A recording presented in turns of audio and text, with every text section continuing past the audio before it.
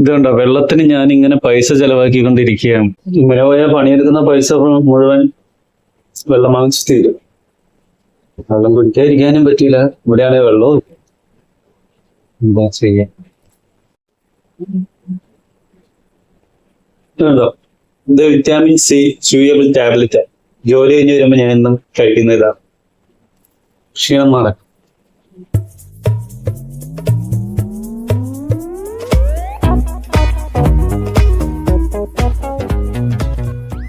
ഇതാണ് ഞാൻ ഉപയോഗിക്കുന്ന ഹെയർ ജെല്ല്.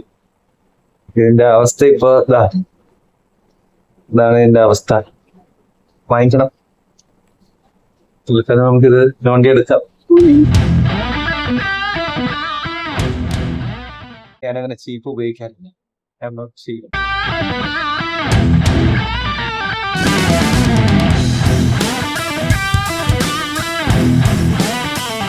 അപ്പൊ ഞാൻ പുറത്തു പോയിട്ട് വരാം.